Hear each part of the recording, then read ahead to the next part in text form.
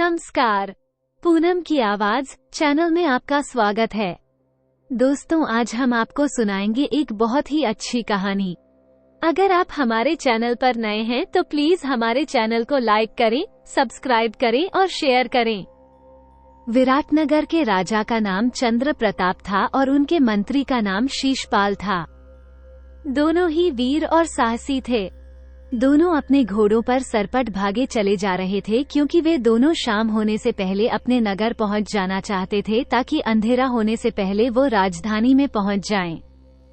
वैसे तो रोज ही राजा अलग अलग भेष बनाकर राज्य में घूमा करता था और पता लगाता था कि प्रजा दुखी है या सुखी है।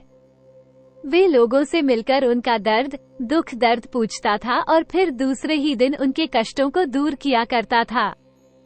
यही कारण था कि लोग राजा को बहुत प्यार करते थे। उनका यश और कीर्ति दूर दूर तक फैली हुई थी। उनके राज्य में चोरी चकारी और डाकू लुटेरों का कोई भय नहीं था। लोग चैन की नींद सोते थे। जैसे ही उसे कभी कोई खबर मिलती कि फलाने स्थान पर चोर लुटेरों ने गरीब और असहाय लोगों को हल्ला बोलकर लूट लिया है, तो वे खुद 5-7 सिपाहियों के साथ उस घटना स्थल पर पहुंच जाता था। उसे देखते ही लुटेरे और डाकुओं के हौसले पस्त हो जाते थे और वे दुम दबाकर भाग जाते थे। ऐसी ही एक खबर राजा को आज सुबह मिली थी। जैसे ही दूत ने आकर उन्हें बताया कि भोले भाले गरीब किसानों के पशु और संपत्ति को लुटेरे लूट रहे हैं, तो हमेशा की तरह राजा चंद्र प्रताप अपने मंत्री शीशपाल और 10 सैनिकों के साथ वहां पहुंच गए और उनके दांत खट्टे कर दिए। उन्होंने सैनिकों को उनकी देखभाल के लिए छोड़ दिया और मंत्री सहित वापस लौट रहे थे और मंत्री इस समय राजधानी से कोई 5-1 मील की दूरी पर रह गए थे। दोनों के घोड़े सरपट भाग रहे थे। इतने में घोड़ों ने ही नहीं आना शुरू कर दिया और दोनों घोड़े रुक गए।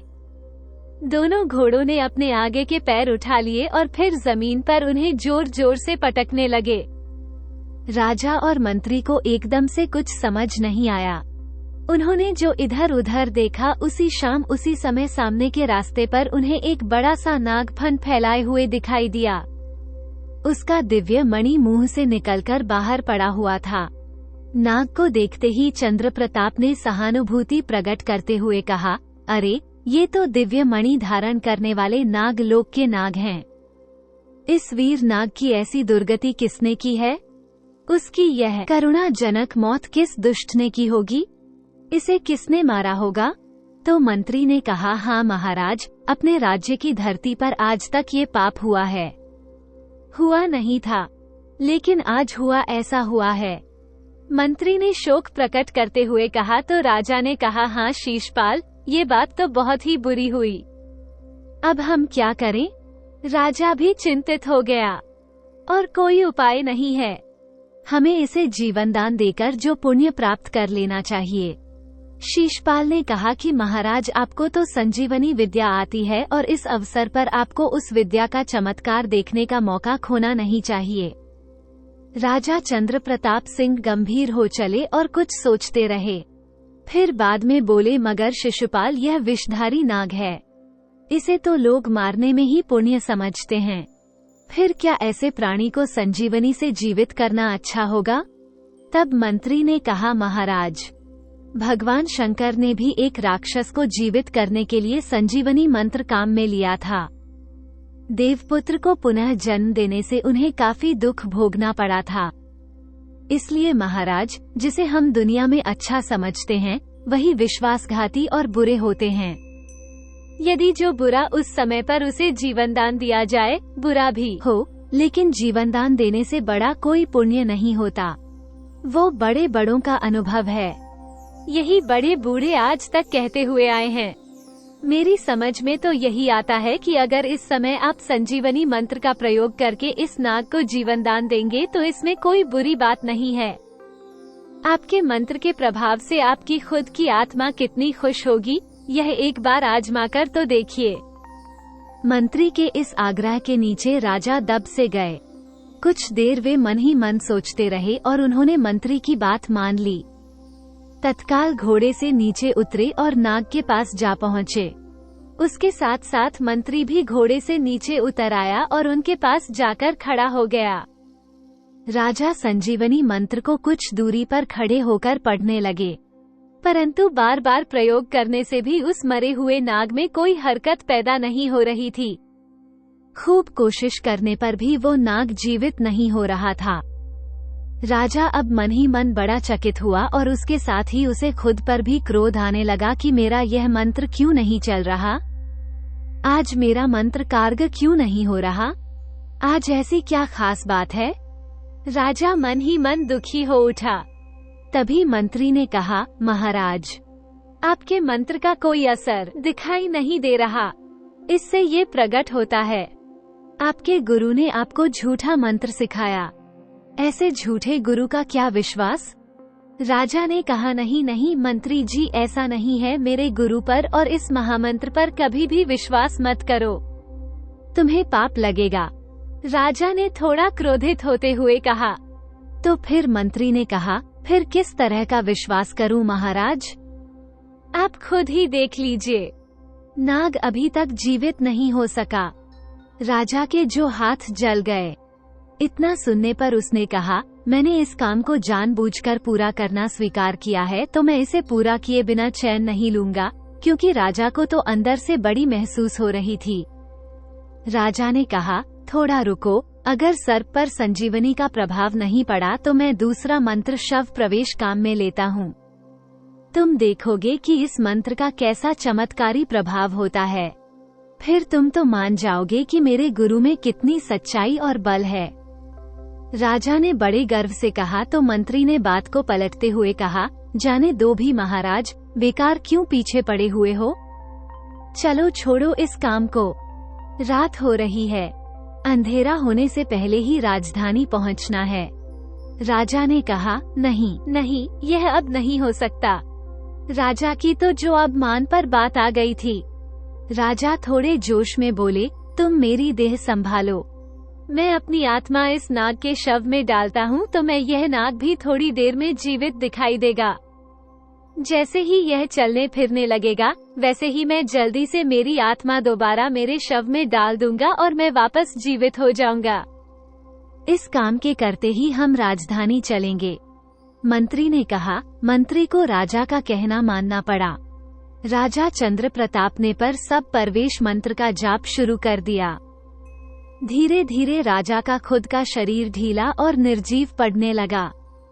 थोड़ी देर में उसका शरीर शव बन गया और वो मरा हुआ जो नाग था वो जीवित होकर हरकत करने लगा। थोड़ी देर में उसने जोर से अपना फन उठा लिया।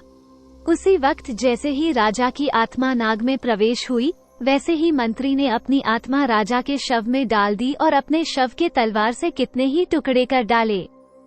नतीजा ये हुआ, राजा की आत्मा अब शव जो नाग था उसके शव में थी और मंत्री की आत्मा राजा के शव में थी। राजदेहधारी मंत्री जोर जोर से हंसने लगा और कहने लगा, राजा, आज तक मैं ऐसे ही मौके का रास्ता देख रहा था। आज कितने साल बाद मेरी यह इच्छा पूरी हुई। नाग लोक में हुआ के सुख भोग। चल निकल यहाँ से। बात सुनते ही सर्प देहधारी राजा ने जोर से गुस्से में फौंकार मारी।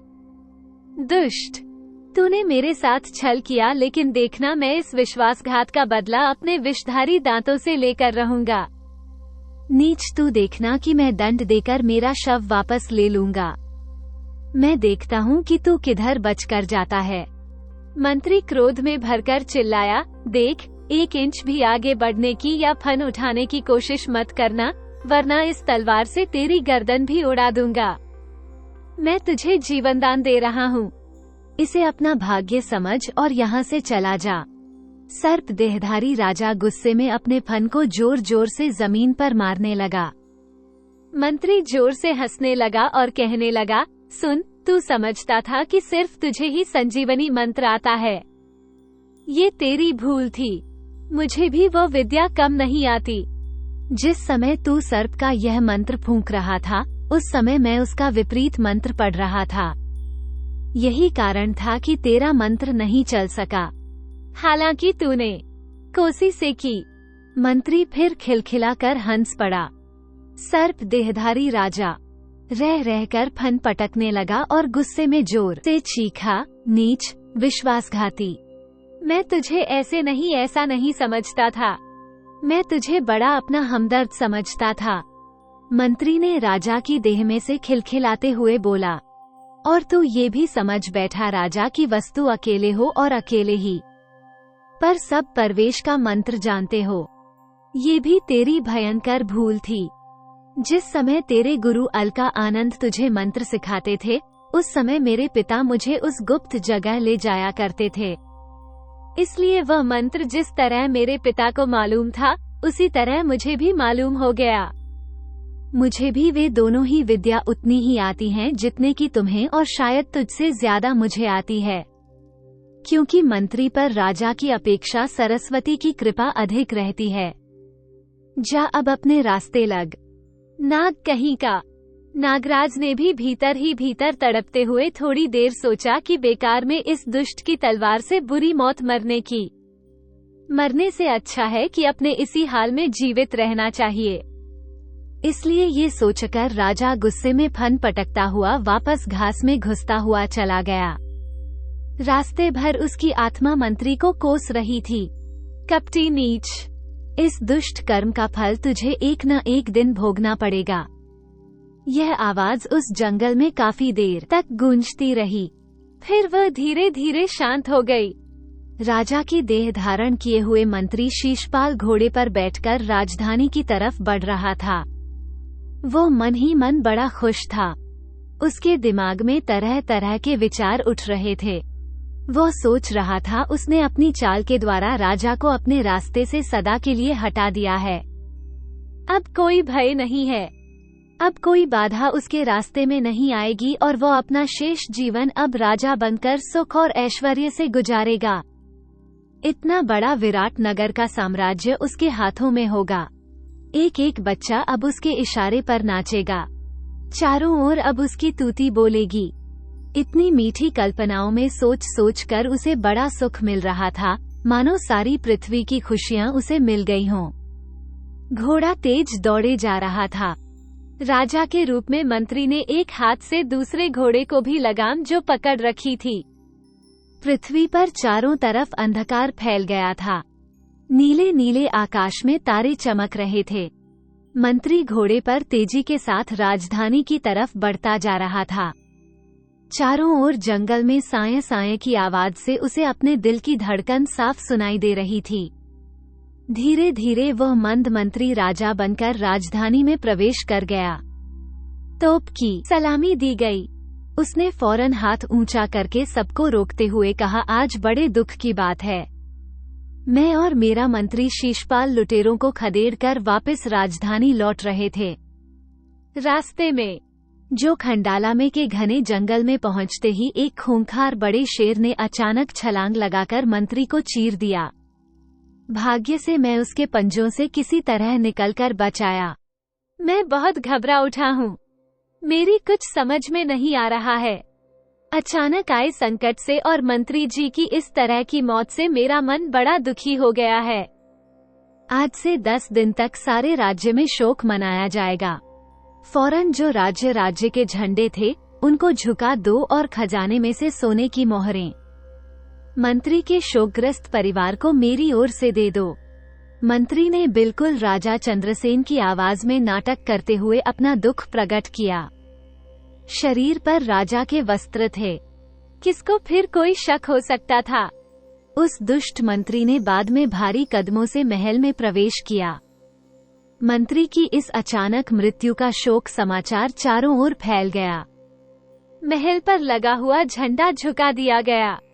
राजदूत दास दासियां और सारे राज दरबारी शोक में डूब गए।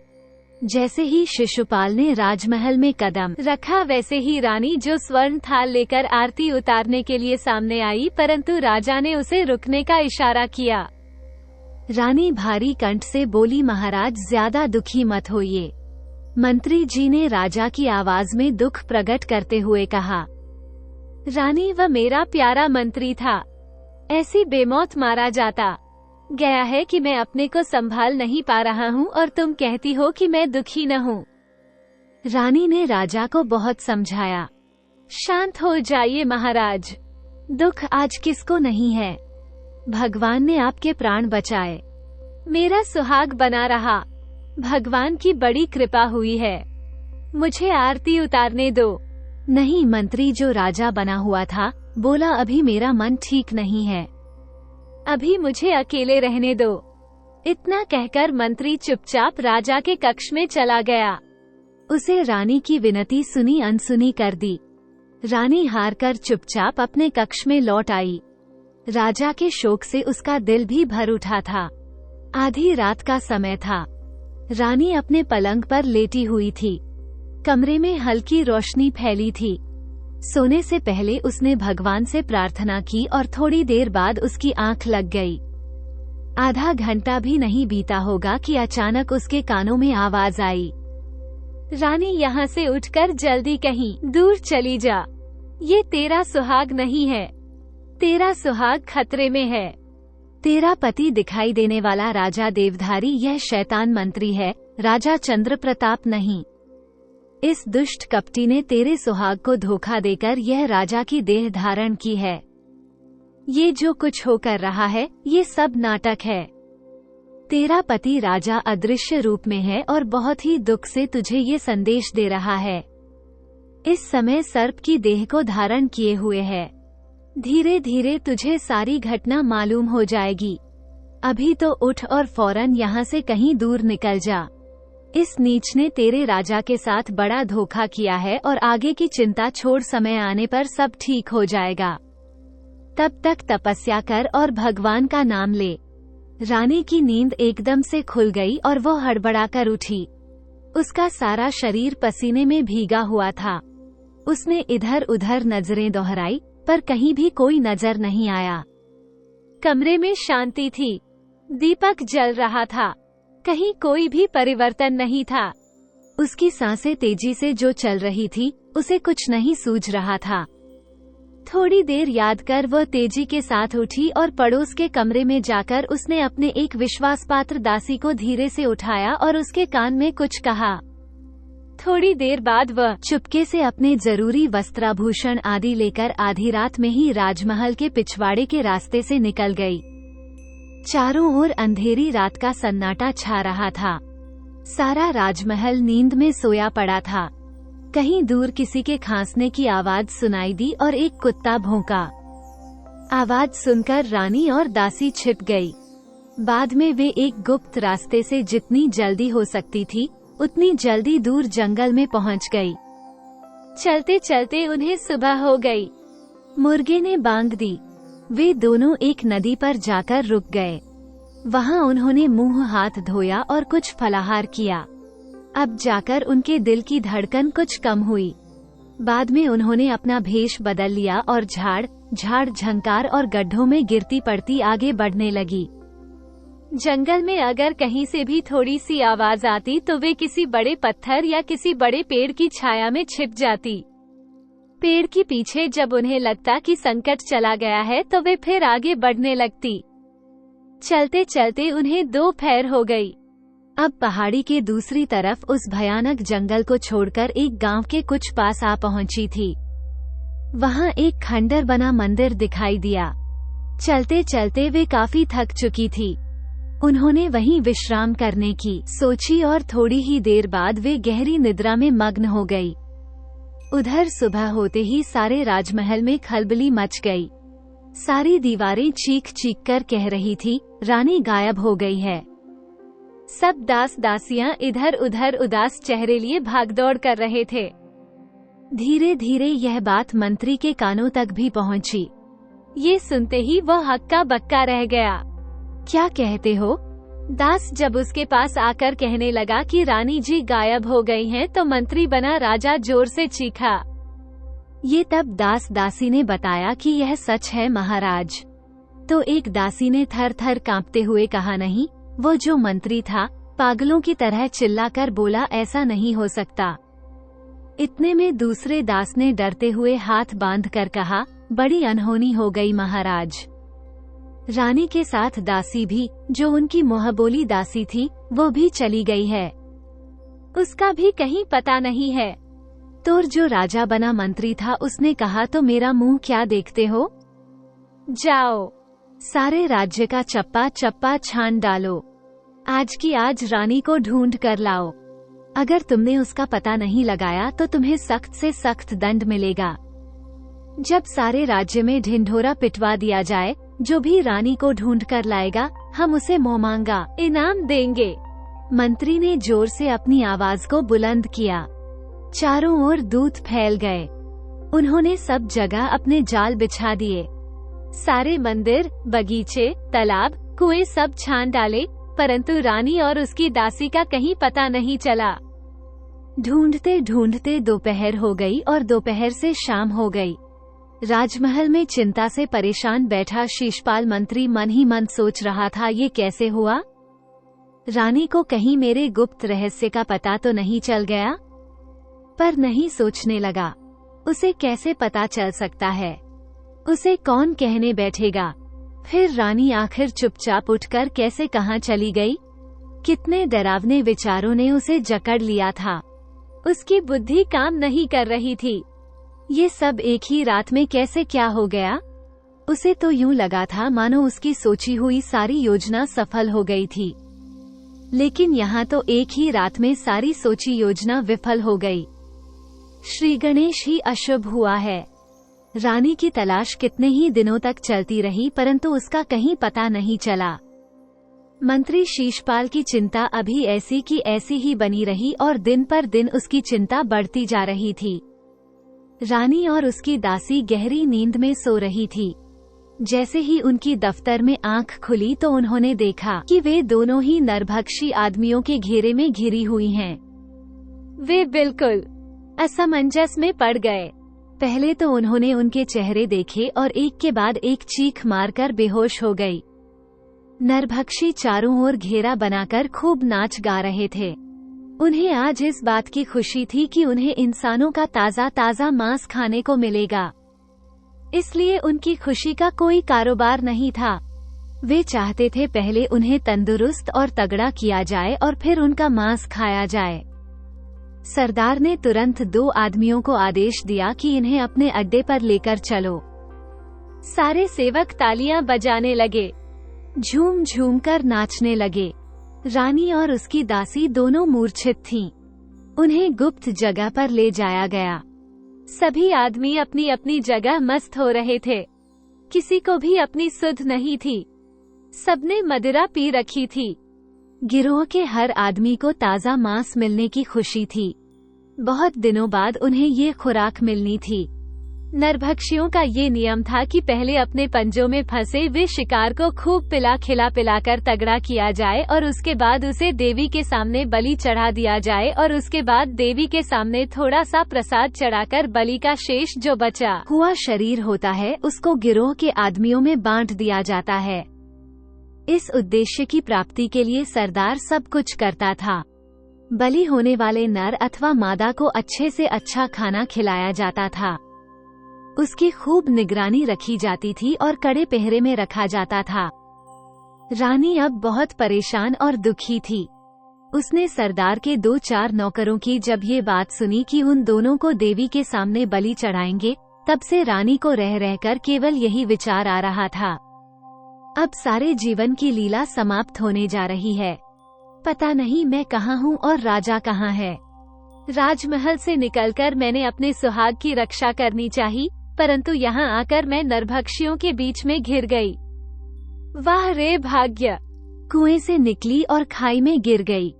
हे भगवान! पता नहीं अब मेरा मेरे पति से कब मिलन होगा। पता नहीं वो किस हाल में होंगे और क्या कर रहे होंगे। नागदेव इधर, राजा उधर। राजा चंद्र प्रताप जमीन पर फन पटकता हुआ रात के अंधेरे में चलते चलते जंगल में एक बरगद के पेड़ के नीचे घास-फूस और पत्तों के बीच जाकर छुपकर बैठ गया। वो मन ही मन बड़ा दुखी था। आज कोसों दूर चलने से वो बहुत थक गया था। वह मन ही मन कपटी मंत्री पर बहुत गुस्सा कर रहा था, परंतु विवश था। वो कुछ कर भी नहीं सकता था। पत्तों के नीचे बैठकर उसने कई बार सोचा कि वो वहां जाकर उस दुष्ट को काट ले, परंतु तभी उसे ख्याल आया कि इस प्रकार जो मंत्री की आत्मा उसके शरीर से निकल जाएगी, मगर फिर उसकी जो देह है वह विषधारी हो जाएगी और उसकी आत्मा उसमें कभी नहीं जा सकेगी। परिणाम ये होगा कि न तो वो सर्प की देह में रह सकेगा और न ही उस नीच की खोल में ही। फिर उसे यह विचार आया, इस तरह रात को चुपचाप किसी को भी दंश करना नागलोक के किसी प्राणी को शोभा नहीं देता। फिर क्या करना चाहिए? वो काफी देर इसी पर सोचता रहा और अपने आप से ही प्रश्न करता रहा। अंत में उसने निर्णय लिया कि जो कुछ होगा हुआ है, उसके भागने में ही या उसको भोगने में ही भलाई है। परंतु मेरी रानी, उसका क्या होगा? रानी की याद आते ही राजा चंद्रप्रताप की आत्मा तड़प उठी। उससे रहा नहीं गया। उसने तत्काल अपना सर्प शरीर वहीं छोड़ दिया और आधी रात को अदृश्य रूप में जाकर रानी को जो सब कुछ बताते हुए सावधान कर दिया था, ताकि वह तत्काल राजमहल छोड़कर उसी हालत में निकल जाए और अपने सुहाग की रक्षा करे। ऐसा करने के बाद उसने वापस आकर अपना शरीर नाग शरीर में डाल दिया और नाग देह को धारण कर लिया था। अब घास और पत्तों में दुबक कर बैठ गया। भूख के मारे उसका बुरा हाल था, परंतु रात में क्या कुछ हो सकता था। थोड़ी देर बाद वह फटी और घासफूस और पत्तों की ढेरी के बीच से अपना सिर धीरे से उसने ऊपर निकाला और इधर उधर देखा। चारों तरफ धुंधलका था। उसे कोई भी पक्षी नजर नहीं आ रहा था। इधर उधर चल फिर उसने अपनी खुराक ढूंढने के लिए। अब उसकी इच्छा नहीं हो रही थी। उसने वापस अपना सिर उस कूड़े के करकट में छिपा लिया और वैसे ही चुपचाप पड़ा रहा। उसका समय एक एक पल पहाड़ की भांति गुजर रहा था। काफी देर इंतजार के बाद आखिर दिन निकला। उसने घने बरगद के पेड़ के ऊपर बैठे पक्षियों की तरह तरह की आवाजें सुनी। राजा चंद्रप्रताप हर पक्षी की भाषा खूब अच्छी तरह से समझता था, इसलिए उन आवाजों को सुनकर राजा को मन ही मन बड़ी खुशी हुई। वो कान लगाकर उन पक्षियों को जो चहक रहे थे उनको सुन रहा था। आवाजों के बीच एकाएक उसे कुछ तोतों की आवाज सुनाई पड़ी। एक तोता कह रहा था, अरे भाई, चंद्रपुर के उस दयालु राजा शीलभद्र का क्या कहना। कितना पुण्यवान राजा है। तुझे क्या बताऊं, कल उसके राज्य में कितना धूमधाम का त्योहार मनाया गया। सबको दान दिया गया। महायज्ञ भी संपूर्ण हो गया। हजारों पक्षी इकट्ठा हुए थे। प्रत्येक पक्षी को उसकी इच्छानुसार दाना पानी मिला। कल ही तो हम वहाँ से खा पी कर लौटे। अच्छा, दूसरे तोते ने आश्चर्य में भरकर कहा। हाँ यार, लेकिन दो तोते बड़े कपटी निकले। वे अपने सब साथियों को छोड़कर आगे चले गए। हमने अभी निश्चय कर लिया है कि उन्हें अवश्य सजा मिलनी चाहिए। हमने उसका पीछा किया। एक ने तो माफी मांग ली, परंतु दूसरा थोड़ा अकड़ू था। उसने माफी का एक शब्द भी नहीं बोला। हम सब उस पर पिल पड़े और उसकी खूब जो दुर्गति बनाई, वो घायल होकर नीचे पड़ा है। अरे अरे, एक तोते ने करुणा से भरकर कहा, ये तुमने क्या किया? तुम्हें ऐसा नहीं करना चाहिए था। अब उस तोते का क्या हाल है? इस समय वह कहाँ है? दूसरे तोते ने कहा, खुद ही अपनी आंखों से देख लो। वैद्य को सामने की डाल पर कैसी घायल अवस्था में पड़ा है। तोते ने दूसरे तोते के सामने की डाल की ओर इशारा करते हुए कहा। दूसरे तोते ने नजर घुमाकर ढाल की तरफ देखा तो घायल तोता बुरी तरह फड़फड़ा रहा था। ऐसे लगता था मानो उसका सारा शरीर ढाल से छूटकर जमीन पर गिर पड़ेगा। उसके पंख जगह जगह से टूटे हुए थे और बचे कचे परों पर लाल लाल धब्बे नजर आ रहे थे। अरे, ये तो वाकई बहुत जख्मी हो गया है। मानव अपना दम तोड़ना चाहता है। सुनने वाले तोते ने दुख प्रकट करते हुए कहा तो पहला तोता हंसते हुए बोला, तो डर किस बात का है? नीचे शिकारी का जाल बिछा हुआ है। वह देखो, वो जाल अभी इसे अपनी गोद में समेट लेगा। इसे कोई कष्ट नहीं करना पड़ेगा। शिकारी खुद ताक में बैठा है। शिकारी की बात सुनते ही सारे तोते सहम उठे, मानो उन्होंने साक्षात मौत के दर्शन कर ली हो। सबने अपने मुंह अपने पैरों में छिपा लिए। सर्प देहधारी राजा उनकी यह सारी बातें सुन चुका था। उसने धीरे से फन उठाकर ढाल की तरफ देखा। तेजी के साथ एक विचार उसके मन में आया। कितना अच्छा, उसे जो भक्ष्य मिला है, मजा आ गया। परंतु दूसरे ही क्षण उसे दूसरा विचार आया कि तोते को अपना आहार बनाने से कहीं ज्यादा अच्छा है कि इस तोते के शरीर में इस नाग शव से निकलकर अपनी आत्मा डाल दूं। और उसने वैसा ही किया। उसने अपनी आत्मा नाग को छोड़कर मरते हुए तोते के शव में डाल दी। नाग वहीं मर गया और दम तोड़ता हुआ तोता फिर से जीवित हो गया। देखते ही देखते वो डाल पर से गिरा और शिकारी के जाल में फंस गया और जोर से फड़फड़ाने लगा और जीवित हो गया। अब वो जाल से निकलने का प्रयत्न कर रहा था, परंतु उसके पंजे में जो जाल में फंस चुके थे। जाल जोर जोर से हिल रहा था। उस बड़े और सुंदर तोते को जाल में फंसा देखकर शिकारी के मुंह में पानी भर आया। वह काफी खुश हुआ। वह मन ही मन बोला, वाह, आज तो अच्छा शिकार मिला है। घरवाली भी देखते ही खुश हो जाएगी। उसने झट से जाल को समेटा। इतने में उसकी नजर उस भयंकर मरे हुए सर्प की तरफ गई। शिकारी बुरी तरह घबरा गया। उसने जाल जल्दी से कंधे पर डाला और वहां से जान बचाकर भागा। बहुत दूर जाकर वो रुका और पीछे मुड़कर देखा। मरे हुए सांप में से उसे ऐसा लग रहा था जैसे वह अब भी उसका पीछा कर रहा हो। वह बुरी तरह हौंफने लगा। घर पहुंचकर उसने जाल एक ओर पटक दिया। उसमें फड़फड़ाते हुए तोते को देखकर शिकारी की पत्नी बड़ी खुश हुई। उसने जल्दी से उसे जाल से निकालकर एक पिंजरे में डाल दिया। शिकारी ने अपना किस्सा अपनी स्त्री को सुनाते हुए कहा, मैंने रात में ही जाल बिछा दिया था। सुबह के धुंधलेपन में थोड़ी दूरी पर मुझे एक भयंकर सर्प पर मेरी नजर पड़ी। भगवान ने ही बचाया। सांप मरा हुआ था, वरना आज मैं जिंदा घर नहीं लौटता। अच्छा, उसकी स्त्री भोली स्त्री का सांस ऊपर का ऊपर और नीचे के नीचे रह गया कि हे भगवान, ये तो भगवान की कृपा थी जो आप ठीक ठाक आ गए। शिकारी बोला, अरे मैंने तो फिर आप देखा ना ताव, जल्दी जल्दी जाल जो खोला और तोते सहित जैसे तैसे जाल को अपने कंधे पर डालकर वहां से भाग छूटा।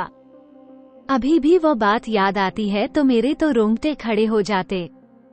शिकारी की पत्नी ने कहा, रोंगटे खड़े होने की तो बात है, मेरा तो सांप को देखते ही दम निकल जाता है। कुछ देर वह रुकी और फिर कहने लगी, तोता काफी बड़ा और लंबा है, आज तो मजा आ जाएगा। घंटे भर बाद शिकारी पत्थर पर छुरी को घिसकर तेज तेज करने लगा।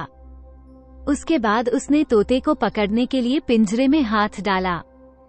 उसी समय तोता जोर जोर से चीखते हुए बोला, मुझे मत मारो, मुझे मत मारो, पहले मेरे जख्मों पर दवाई लगाओ, मैं तुम्हें माला माल कर दूंगा।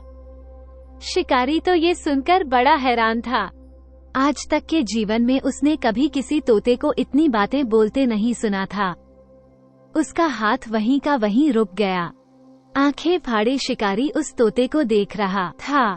बाद में उसने झट से पिंजरे का दरवाजा बंद कर दिया और दौड़ा दौड़ा अपनी पत्नी के पास पहुंचा और तोते की कही हुई बात उसने अपनी पत्नी को सुनाई।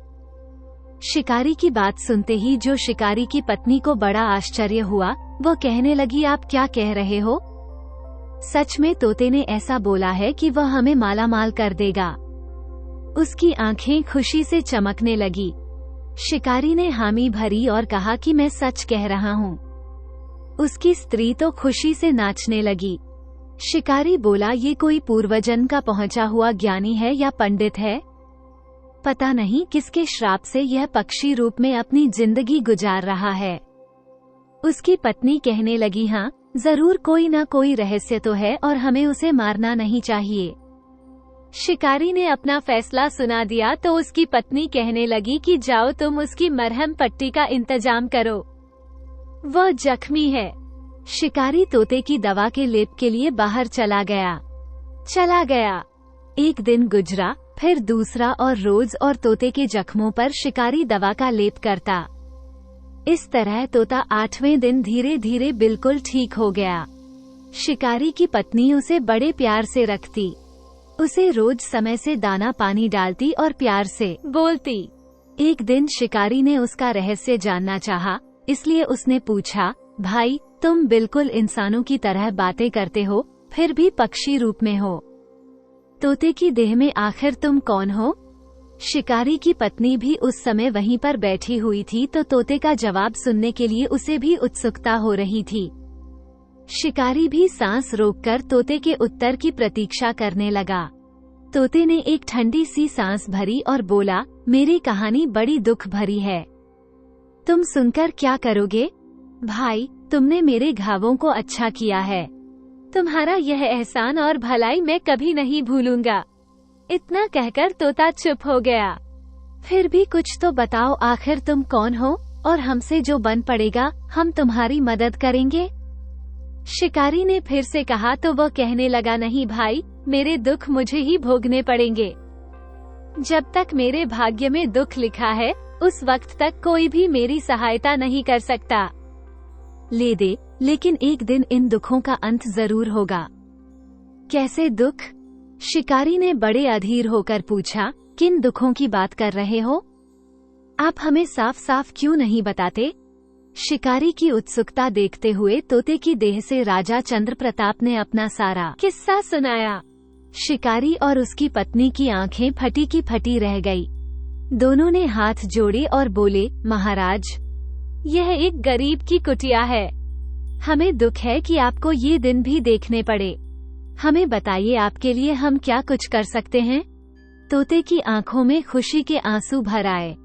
वह बोला, मुझे यहाँ कोई दुख नहीं है, मैं खुश हूँ। लेकिन हाँ, अगर तुम मुझे इसी पिंजरे में डालकर चंद्रपुर के महाराज के पास ले चलो तो विश्वास करो, मैं वापस राजा होते ही तुम्हें जागीर बकसुआ और अपने ही राज्य में आराम के साथ रखूंगा। ठीक है महाराज, शिकारी ने कहा, मैं आपकी इच्छा को जरूर पूरी करूंगा। हम कल सुबह होते ही यहाँ से चंद्रपुर के लिए चल देंगे। कल शाम होते होते वहाँ पहुँच जाएंगे। और कुछ महाराज?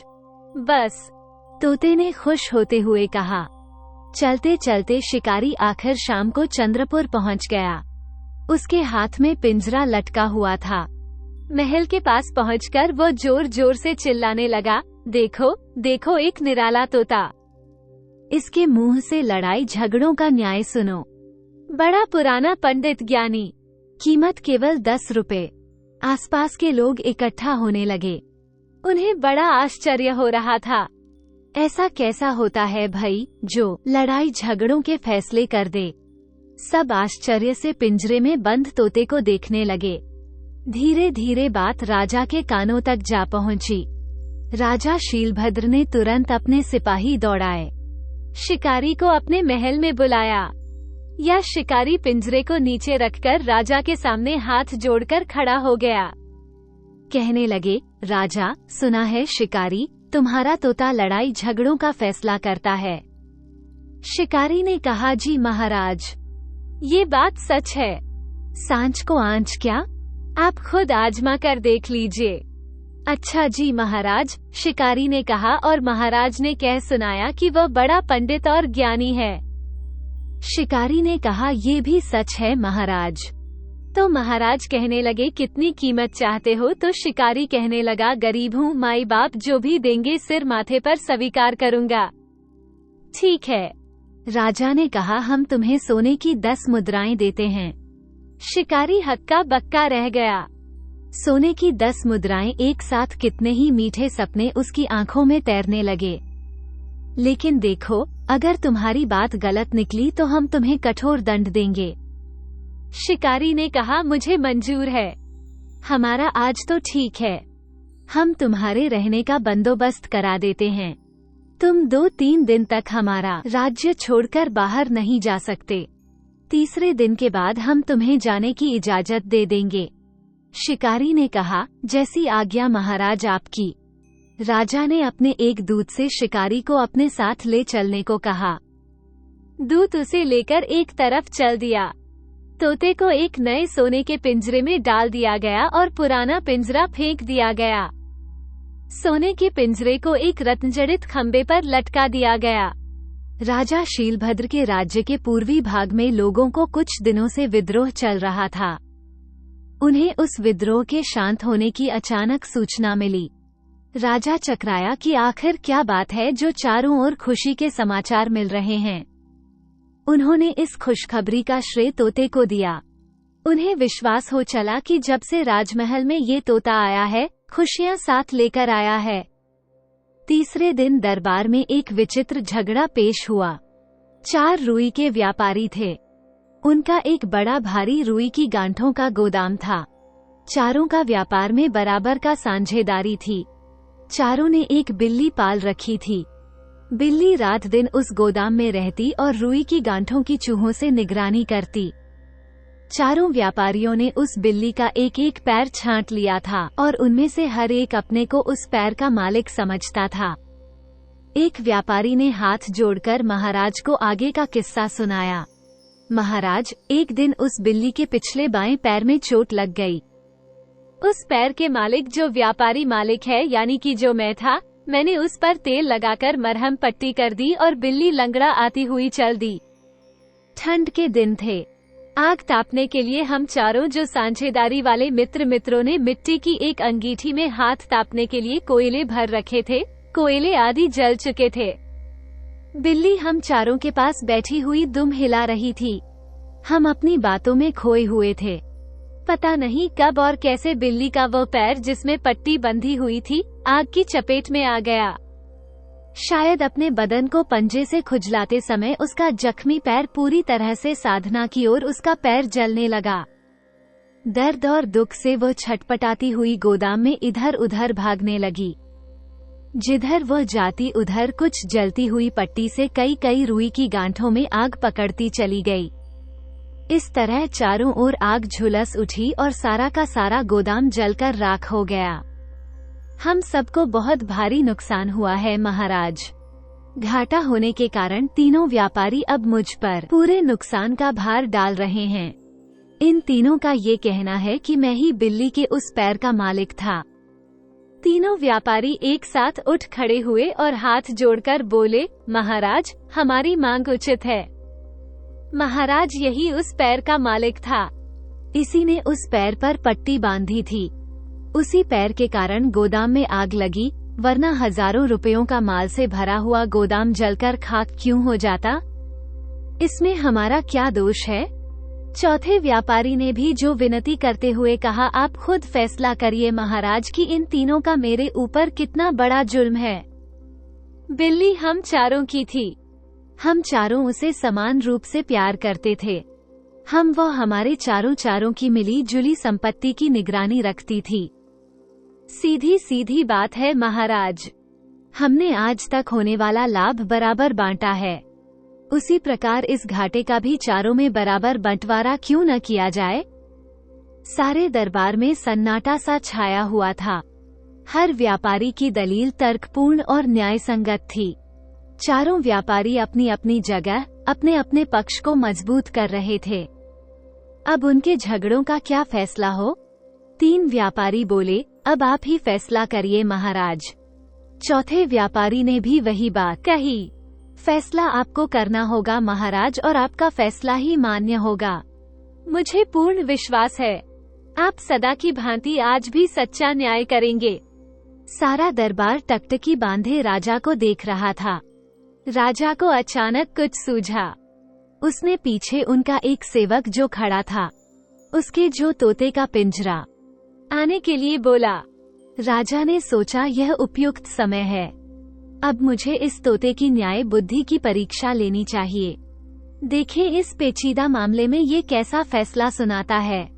उन्होंने तुरंत दरबारी को संबोधित करते हुए कहा कि सब शांत हो जाओ।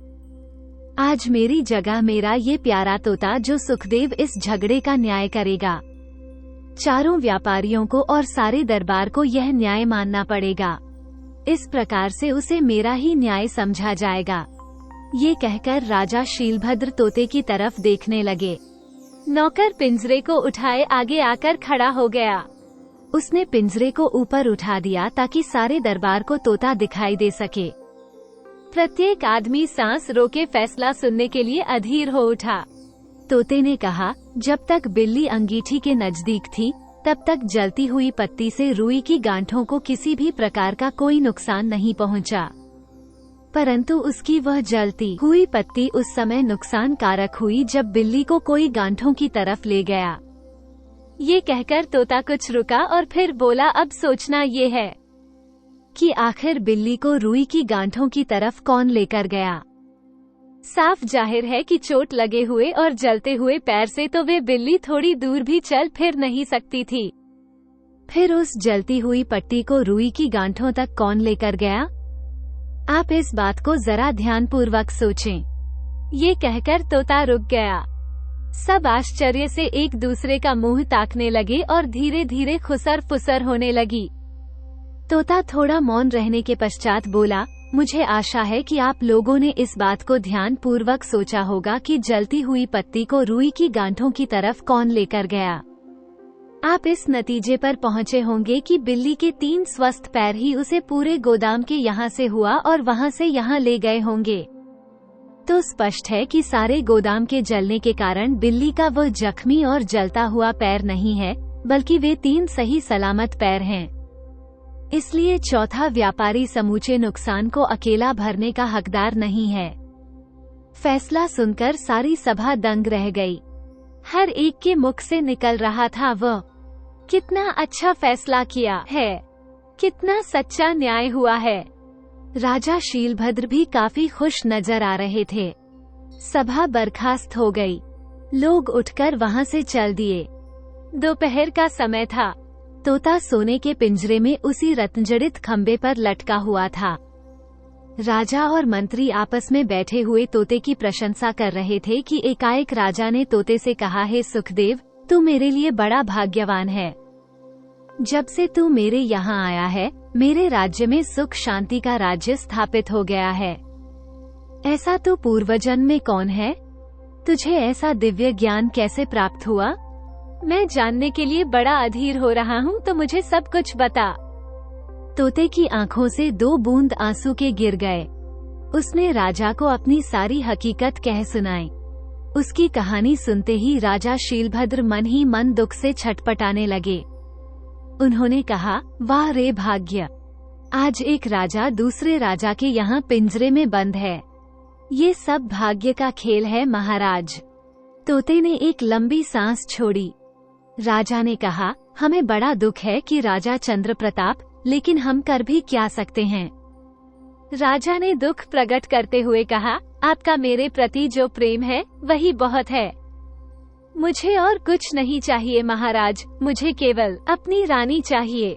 अगर आप मुझे उससे मिलवा दें तो मैं समझूंगा कि मैं पृथ्वी का समस्त सुख मैंने पा लिया।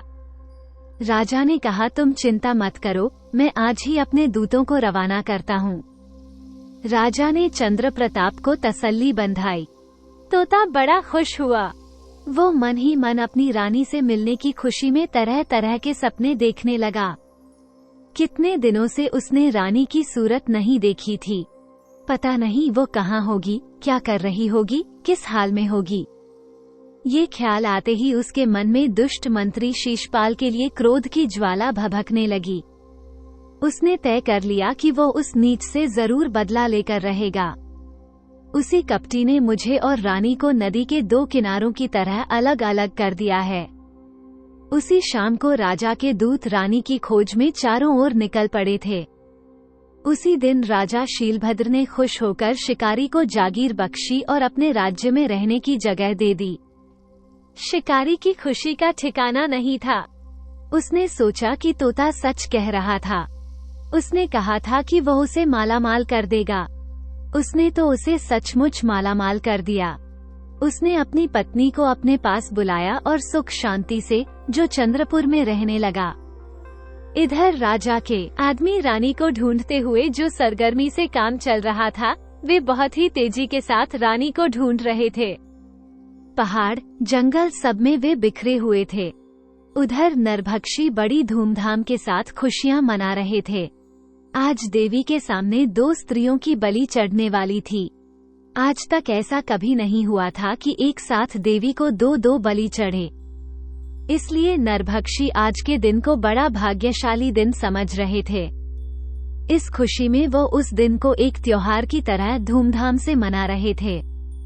रानी और दासी को उन नरभक्षियों ने गुफा के बाहर लाकर फूलों से सजाया और गाजे बाजे के साथ उन्हें देवी के मंदिर में ले गए। रानी और दासी का घबराहट के कारण बड़ा बुरा हाल हो रहा था।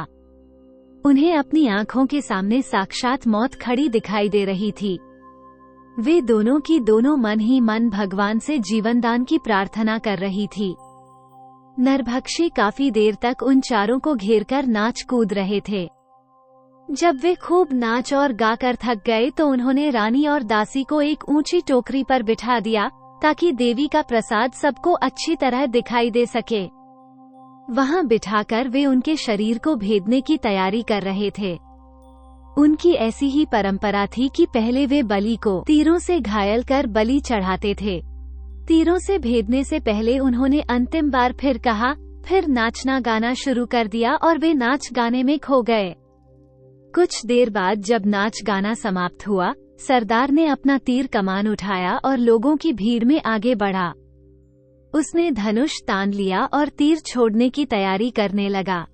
रानी और दासी की आंखें दोनों ने बंद कर ली और भगवान से प्रार्थना कर रही थी कि कहीं एक चमत्कार हुआ।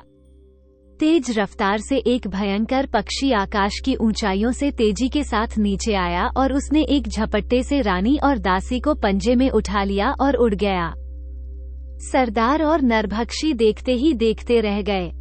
वे सब घबरा उठे, इधर उधर देखने लगे, भागने लगे कि यह तो बहुत बुरा हुआ। माता की बलि चली गई, अब जरूर माता हम पर क्रोध करेगी। इस डर से वे जंगल में भागते हुए अपनी अपनी गुफाओं में जाकर छिप गए। उड़ते उड़ते वे गिद्ध काफी देर बाद एक टापू पर उतरा। वहां उसने अपने पंजों को ढीला किया। फिर उसने अपने भोजन को, जो रानी और दासी थी, उसको सूंघ कर देखा। वे दोनों ही बेहोश हो गई थी। गिद्ध जोर जोर से चीखने लगा। वो अपनी मादा को बुला रहा था। उसके चीखने का अर्थ था कि अच्छा भोजन मिलने की खुशखबरी है और वो अपनी मादा को तक अपनी आवाज पहुंचाना चाहता था, संदेश पहुंचाना चाहता था, जिसकी तलाश में मादा कहीं दूर भोजन की तलाश में निकली हुई थी। नर ने काफी देर तक मादा के आने का इंतजार किया, परंतु उसका मीलों दूर तक पता नहीं था। नर को चिंता हुई। मन ही मन सोचने लगा, कहीं मेरी मादा किसी आफत में तो नहीं फंस गई। उससे रहा नहीं गया, उसे चैन नहीं पड़ रहा था। इसलिए उसने रानी और दासी को वहीं छोड़ दिया और मादा की तलाश में उड़ चला। समुद्र शांत था। लहरों का पानी किनारे पर आकर वापस लौट रहा था। घंटे भर बाद रानी और दासी को होश आया। जब वे पूरी तरह होश में आ गई तो घबरा कर उठ बैठी हुई। उन्होंने आंखें फैलाकर अपने चारों ओर देखा। उस ऊंची टोकरी और नाचते गाते मदहोश नरभक्षियों का वहां कोई पता नहीं था। सामने केवल पानी ही पानी था। एकाएक उन्हें एक जहाज समुद्र की लहरों पर चलता हुआ नजर आया। थोड़ी देर में रानी और दासी उस जहाज की तरफ टकटकी बांधे देखती रहीं। जहाज धीरे धीरे नीचे आता गया।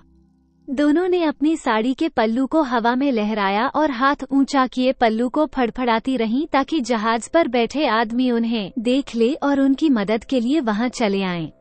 थोड़ी देर बाद जहाज के कप्तान की नजर उनके ऊपर चली गई।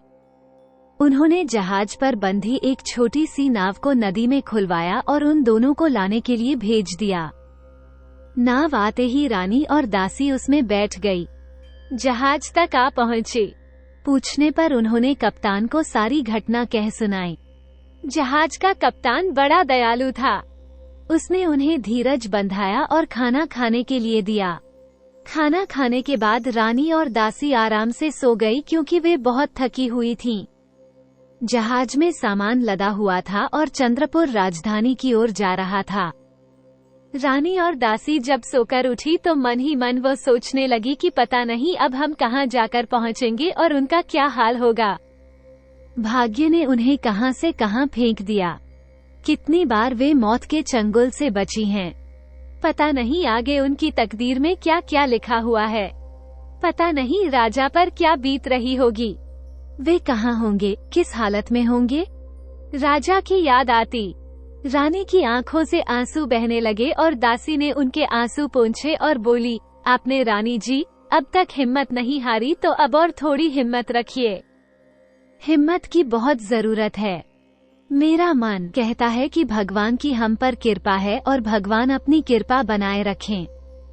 तभी तो हम जो कितने संकटों से बच गए हैं, आगे जो हमारे भाग्य में होगा वही होगा। रानी ने कहा, वो तो ठीक है, परंतु दुख की भी तो कोई सीमा होती है। पता नहीं मैंने ऐसे कौन से पाप किए थे जो मुझे ये दिन देखने पड़े। और रानी रोने लगी।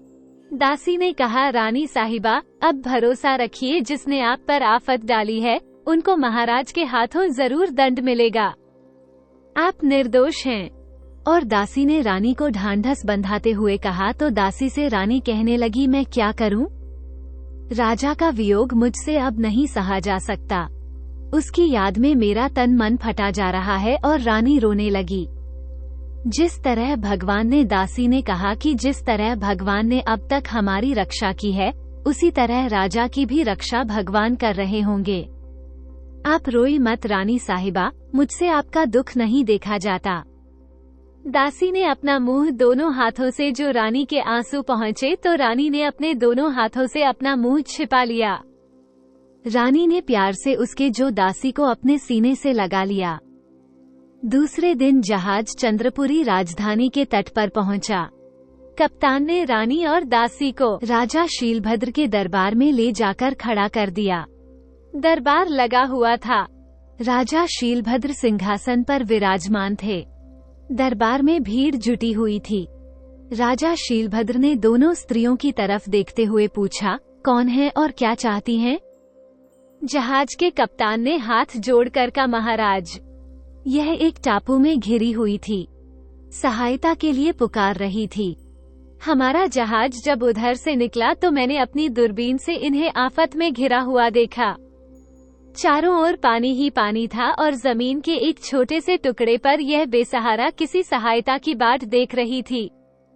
मैंने तुरंत अपनी नाव भेजकर उन्हें अपने जहाज में आश्रय दिया और यहाँ ले आया। अब इन्हें आपका आश्रय चाहिए। महाराज, इनकी कहानी बड़ी दुख भरी है। राजा ने दोनों स्त्रियों को ध्यान से देखा। वे किसी कुलीन घर की स्त्रियां नजर आती थीं। राजा ने रानी की तरफ देखते हुए पूछा, तुम कौन हो और कहां से आई हो और टापू पर कैसे पहुंच गई?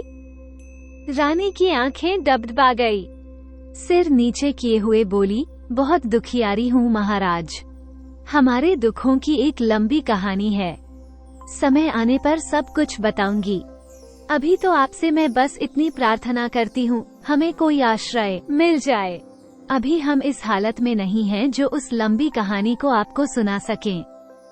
दुखों और परेशानियों से उनकी हालत काफी जो पेचीदा हुई बनी हुई थी, इसलिए उन्होंने क्षमा मांगी। राजा शीलभद्र उनकी हालत गए और उनकी परिस्थिति को समझ गया। उनसे फौरन आज्ञा दी, ठीक है, इन्हें जनाना खाने में पहुंचा दिया जाए और इनके खाने पीने का प्रबंध कर दिया जाए। आज्ञा पाते ही उन्हें कुछ सेवक जनाने खाने में ले गए।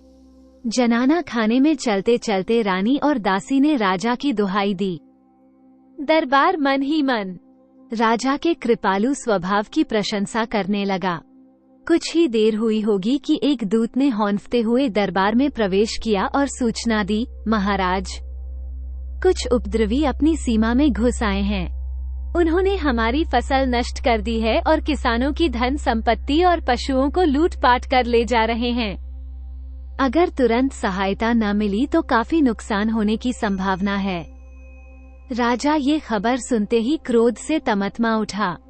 उसने हाथ की मुट्ठियां कस गई। आग बबूला होते हुए बोला, मेरे राज्य में दुष्टों की यह मजाल जो दिन दहाड़े घुस आए और गरीबों को लूट रहे हैं। फौरन सैनिकों से कहो, सेनापति सैनिकों की फौज तैयार करो। उनको जो भी उपद्रवी हैं, उनको जिंदा कैद करके मेरे सामने लाकर खड़ा करो। उनको उचित दंड मिलना चाहिए। ये कहकर राजा चिंतित से आसन से उठ खड़े हुए। उनके साथ सारे दरबारी भी उठकर चल दिए। अब राजा अपने कक्ष में पहुंचे तो सोने के पिंजरे में बैठे तोते ने उनकी हालत देखी और पूछा, क्या बात है महाराज, कुशल तो है? आज आप कुछ चिंतित दिखाई दे रहे हैं। राजा ने उन उपद्रवियों का किस्सा सुनाते हुए कहा, कुछ समझ नहीं आ रहा कि थोड़ी देर पहले मैंने 2 बेसहारा स्त्रियों को अपने यहाँ आश्रय दिया है और उसके थोड़ी देर बाद ही आफत की सूचना मिली। मुझे ऐसे लगता है जैसे दोनों स्त्रियां अपने साथ साथ मेरे लिए भी कुछ आफत लाई हैं। मुझे लक्षण अच्छे नजर नहीं आते। ये कहकर राजा परेशान सा अपने कक्ष में टहलने लगा। तोता चुप रहा। उसकी बेचैनी राजा को देखता रहा। उसकी समझ में नहीं आ रहा था कि ऐसी हालत में राजा से क्या कुछ कहा जाए। वह केवल इतना ही बोला, महाराज, बेकार में चिंतित मत होइए माँ, सब ठीक होगा। कोई किसी के लिए आफत नहीं लाता। होनहार को कौन टाल सकता है? होनी तो होकर रहती है। राजा ने जवाब नहीं दिया। उसी तरह चिंतित से अपने कक्ष में घूमते रहे, जैसे तोता की कही हुई बात उन्हें जंची नहीं। 2-3 दिन गुजर गए। रानी ने इसी बीच राजा के पास एक अर्जी पहुंचाई कि महाराज हमें आश्रय दिया है। विपत्ति के समय में उनकी बड़ी कृपा है। इस कृपा को हम आपकी भूल नहीं सकते, लेकिन हम निचले बैठे रहकर राजा के टुकड़े नहीं तोड़ सकते। ये हमें शोभा नहीं देता। इसलिए हमारी अर्ज है कि हमें कोई भी नौकरी चाकरी मिल जाए तो अपने आप को धन्य समझेंगे। महल में काफी दास दासियां हैं, हमें भी इनमें से एक समझा जाए। उनकी अर्ज सुनकर राजा को पहले तो माथा ठनका, परंतु फिर एकाएक ख्याल आया, यह अच्छा अवसर है जब दासी गोमती को छुट्टी दे दी जाए और बेटी करुणा की देख रेख के लिए उन्हें काम सौंप दिया जाए। दासी गोमती चोर स्वभाव की स्त्री थी। आंख बजते ही वो चीजों पर हाथ साफ करने से नहीं चूकती थी। राजकन्या अरुणा भी चोरियों से तंग आ चुकी थी। राजा को यह अच्छा मौका मिला। उन्होंने तुरंत ही रानी को राजकुमारी की दासी नियुक्त कर दिया और पुरानी दासी गोमती को नौकरी से हटा दिया।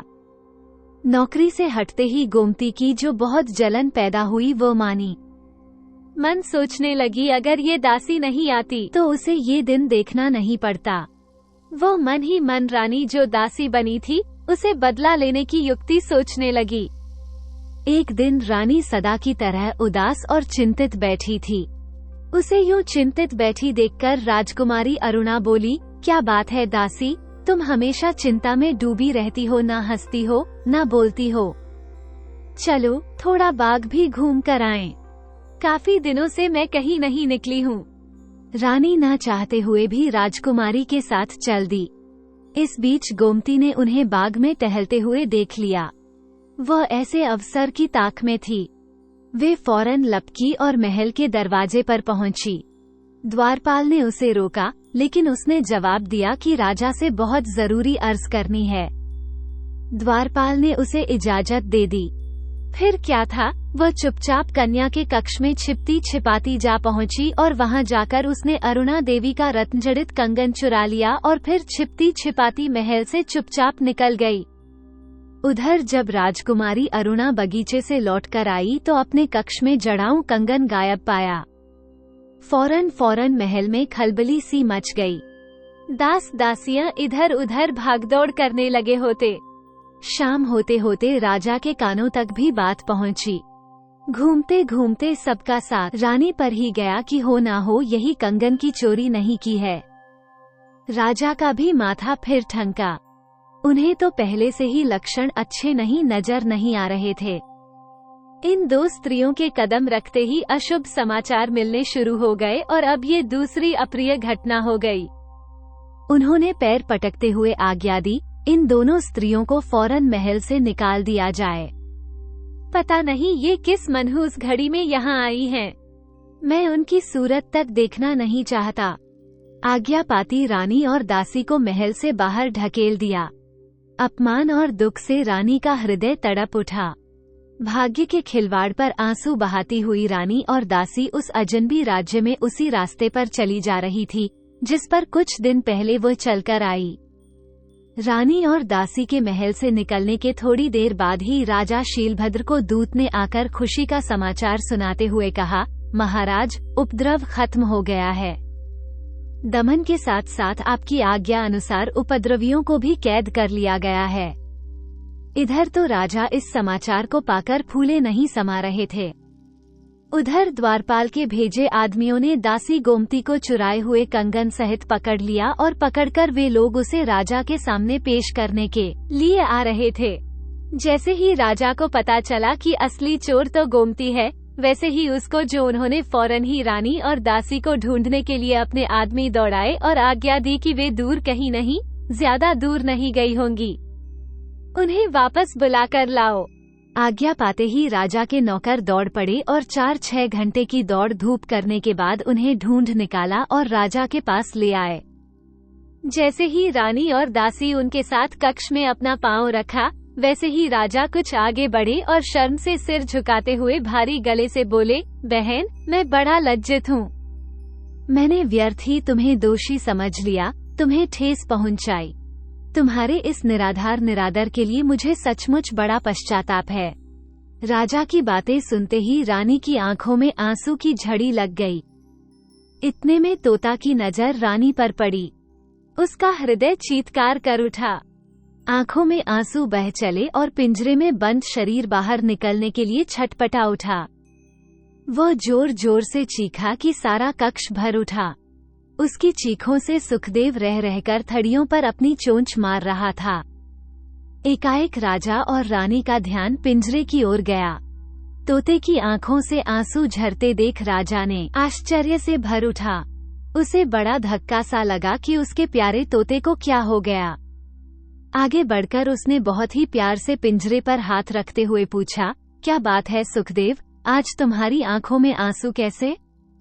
एकाएक एक पंख में आज कैसी घबराहट देख रहा हूँ मैं?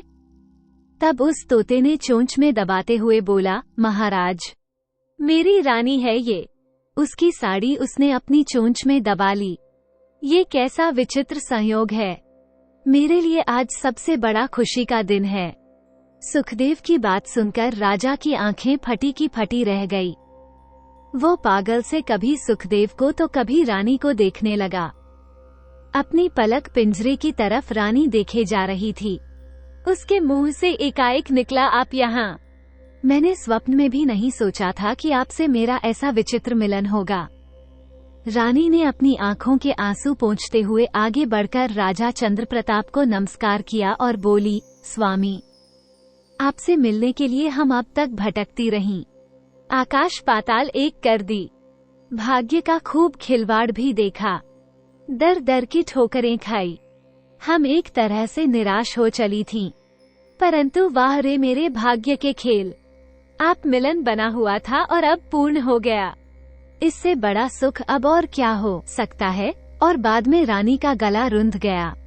राजा शीलभद्र की आंखों के सामने सारे पर्दे हट गए।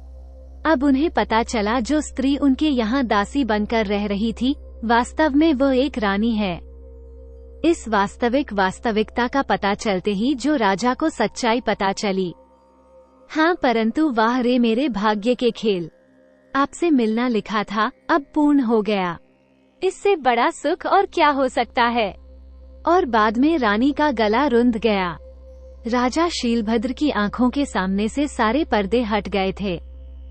अब उन्हें पता चला कि जो स्त्री उसके यहाँ दासी बनकर रह रही थी, वो तो सच में एक रानी थी। इस सच्चाई का पता चलते ही वो पानी पानी हो गए और शर्म से उन्होंने गर्दन झुका ली। सचमुच ये बड़ा ही करुण दृश्य था।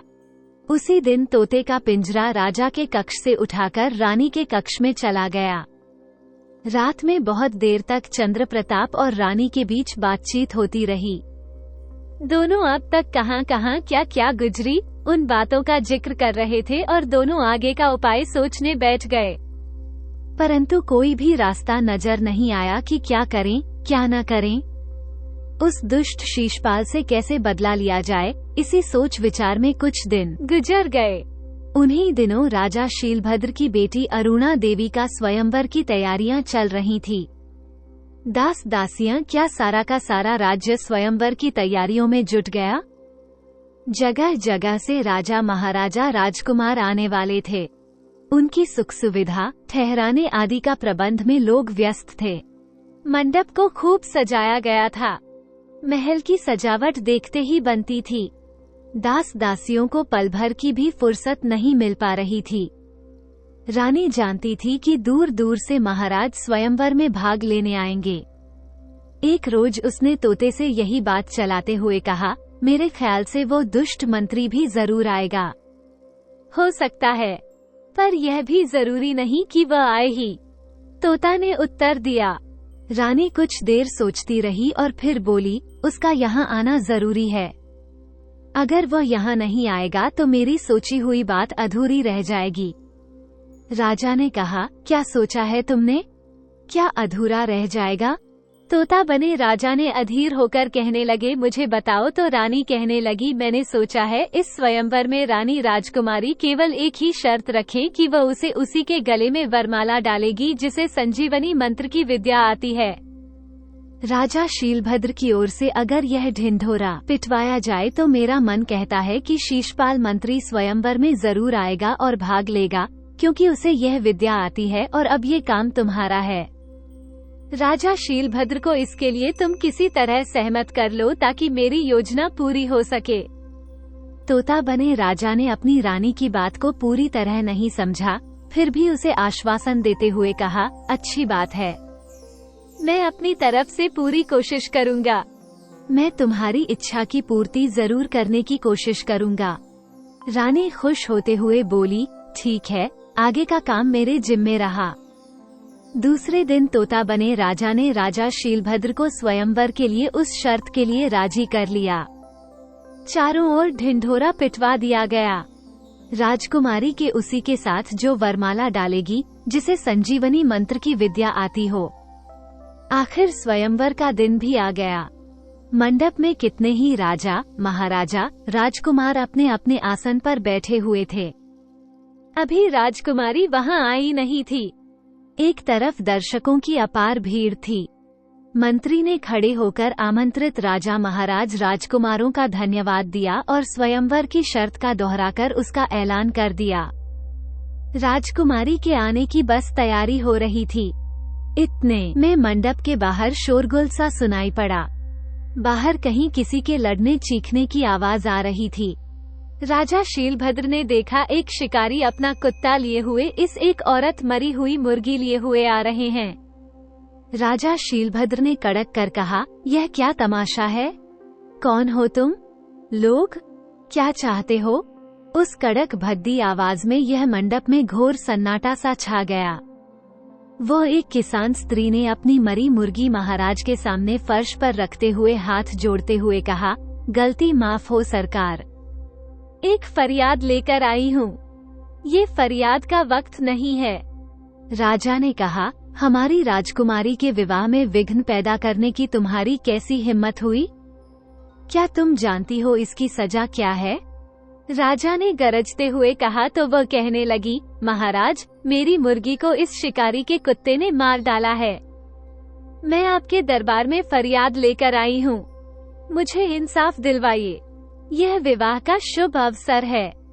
शुभ अवसर पर काफी खून खराबा होगा। राजा शीलभद्र ने किसी प्रकार अपने पर काबू करते हुए कहा, क्या चाहती हो? जल्दी बोलो। तो वो बोली, मेरी मुर्गी मुझे चाहिए। महाराज, मुझे सिर्फ अपनी यह मुर्गी चाहिए। यह मेरे कलेजे का टुकड़ा है। मेरे बाप की दी हुई निशानी थी। किसान की स्त्री ने गिड़गिड़ाते हुए कहा। राजा ने गुस्से में भरकर कहा, ये कैसी बात करती हो भला? वो मुर्गी वापस जिंदा कैसे हो सकती है? तब वो कहने लगी, महाराज, मुझे तो बस मुर्गी चाहिए, अपना आंचल फैलाकर भीख मांगती हूँ।